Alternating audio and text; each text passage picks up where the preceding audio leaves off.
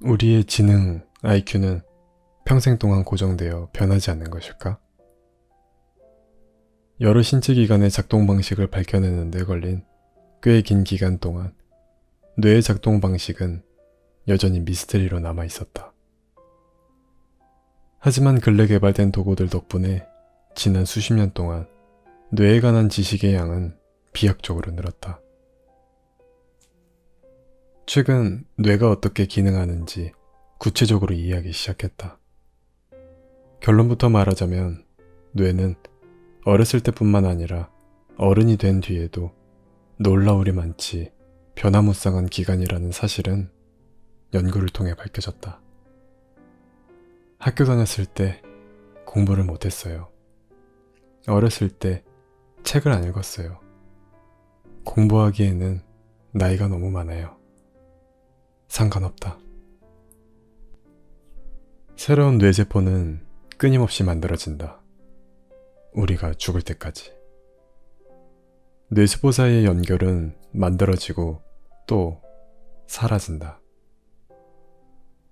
우리가 무언가를 생각할 때마다, 무언가를 할 때마다 뇌는 조금씩 변형된다. 우리 뇌는 이미 딱딱하게 굳은 도자기보다 무른 점토에 더 가깝다. 초등학교 때 가지고 놀았던 점토는 우리가 어떻게 만지느냐에 따라 변한다. 우리 뇌도 마찬가지라는 뜻이다. 집중력과 기억력, 창의력, 학습 능력, 스트레스에 저항하는 능력도 함께 좋아진다. 정보를 더 신속하게 처리할 수 있어서 생각은 더 빨라지고 지적 자원을 필요에 따라 더 능숙하게 동원할 수도 있게 된다. 주변이 정신없이 돌아갈 때도 집중할 수 있고 머리가 빠르게 돌아가기 시작할 때도 차분함을 유지할 수 있도록 도와주는 추가적인 정신장치를 확보하는 셈이다. 이제 이런 궁금증이 생긴다. 우리의 지능을 높일 수 있는 방법은 무엇인가? 책의 제목에서 알 수 있듯이 그것은 움직임이다. 신체 활동은 우리의 지능을 높여준다. 어린이, 청년, 중년, 노인, 상관없다. 이상한 소리로 들릴지도 모르겠다. 튼튼한 팔을 원한다면 팔이 아니라 다리를 운동하라는 격이니까 말이다. 뇌도 마찬가지다. 뇌 기능을 향상하고 싶다면 십자말풀이나 기억력 훈련 혹은 다른 뇌 운동을 해야 하지 않을까? 그러나 실제로는 그렇지 않다는 사실이 밝혀졌다. 기억력 훈련이나 스도쿠, 십자말풀이 등은 규칙적인 신체 활동만큼 뇌의 활력을 긍정적으로 끌어올리지 못한다. 놀라운 이야기가 되겠지만 뇌야말로 신체 활동을 통해 가장 큰 혜택을 받는 기관인 듯하다. 이 책에서 나는 운동이 뇌에 얼마나 큰 영향을 미치는지 보여주고 그 이유를 설명하려 한다. 어떤 효과는 운동하는 즉시 느낄 수 있다. 산책이나 달리기를 막 하고 난 후에 찾아오는 좋은 기분이 그 예이다. 반면 어떤 것은 효과를 보려면 적어도 1년 이상 규칙적인 훈련이 필요하다.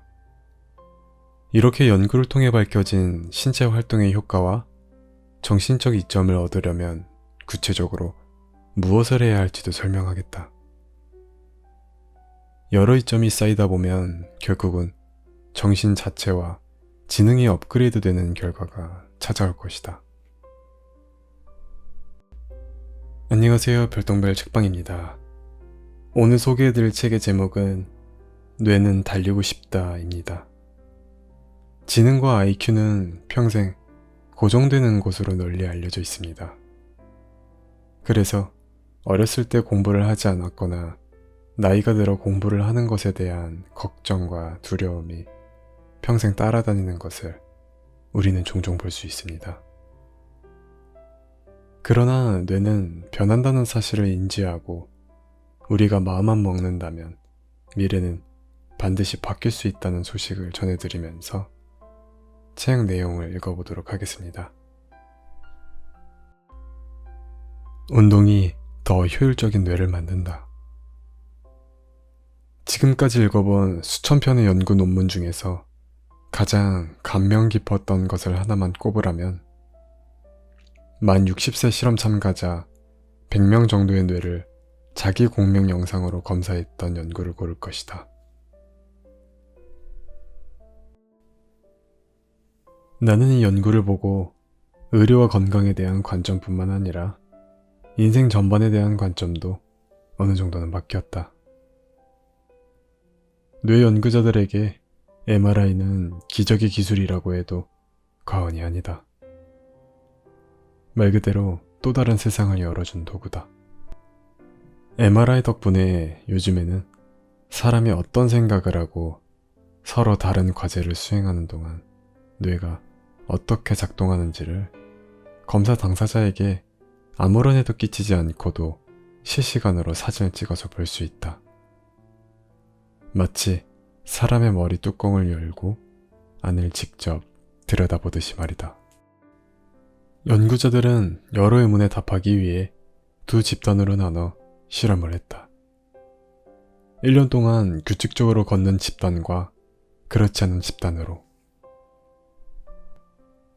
결과는 규칙적으로 걷는 집단이 옆과 옆 사이의 연결이 더 강화되었고, 특히나 측두엽이 이마 옆, 뒤통수 옆과 이루는 연결이 강해졌다. 간단히 말하자면 뇌의 서로 다른 영역들이 더 잘 통합된 것이었다. 결국 뇌라는 기관 전체가 더욱 효율적으로 가능하게 되었다는 의미다. 뇌가 변화하는 능력을 과학용어로는 신경가소성이라고 하는데 이것이야말로 뇌의 가장 중요한 특성일지도 모른다. 신경가소성 연구를 통해 뇌를 잘 변화하는 뇌로, 즉 신경가소성이 뛰어난 뇌로 만드는 데는 신체 활동처럼 효과적인 것이 없다고 밝혀졌다. 특별히 길게 할 필요도 없어 보인다. 20분에서 30분 정도의 신체 활동이면 신경가소성의 영향으로 미치는데 충분하다. 운동하는 사람의 뇌가 어린아이의 뇌와 더 비슷해지는 것도 같은 이치다. 뇌가 변할 수 있다는 사실과 운동이 이 변화에서 큰 역할을 한다는 사실을 깨달았기를 바란다. 또한 운동은 그 자체로 항우울제다. 운동은 아무런 부작용도 없는 약이며 그 효과가 얼마나 큰지에도 대부분 모른다. 똑똑한 운동광. 불과 몇 년 전만 해도 신체 활동에 참여함으로써 아동이나 성인의 뇌가 이렇게 극적으로 변할 수 있다고 믿는 사람은 많지 않았다. 하지만 지금은 운동이 사람을 기분 좋아지게 하고 스트레스 내성을 키우고 기억력을 향상하고 창의성과 집중력을 끌어올린다는 사실을 알게 되었다. 우리는 이런 능력을 흔히 인지 능력이나 정신적 능력이라고 부르며 그 모든 인지 능력을 종합한 것이 바로 지능이다. 인지 능력이 운동을 통해 더 좋아진다면 IQ 역시 운동을 통해 높아져야 한다. 하지만 정말 그럴까? 운동이 우리를 더 똑똑하게 만들어줄까? 정말로 그렇다면 그보다 더 좋을 수는 없을 것이다. 과학자들은 일찍이 1960년대에 운동이 지능을 높여주느냐는 질문의 답을 찾으려 했지만 말처럼 쉽지 않은 일임이 드러났다. 가장 큰 문제는 닭이 먼저인지 달걀이 먼저인지 알 수 없다는 점이었다. 검사를 통해 몸이 튼튼한 사람이 머리도 좋다고 밝혀진다 한들 그 사람이 활동이 많아서 머리가 좋아졌는지 원래 똑똑하게 태어난 사람이 운동을 좋아하는 경향이 더 큰지 알 길이 없었다. 이 수수께끼를 푸는 데는 100만 명의 스웨덴 남성으로부터 얻은 자료가 결정적 역할을 했다. 불과 몇 년 전까지만 해도 만 18세 스웨덴 남성은 모두 의무적으로 군 복무를 했다. 그래서 입대하는 날에 신병들을 대상으로 1년의 검사를 시행했다. 특히나 신병을 운동용 실내 자전거에 태운 후 페달의 저항 강도를 계속 올리면서 도저히 계속할 수 없는 지점까지 페달을 돌리게 하여 지구력을 측정했다. 나도 이 검사를 직접 받아봤는데 정말 끔찍하게 힘들었던 기억이 난다. 자전거에서 내리고 난 다음에는 서 있기도 힘들었다. 자전거 검사가 끝나면 다음은 근력 검사와 심리평가가 이어졌다. 그리고 IQ 검사로 마무리되었다.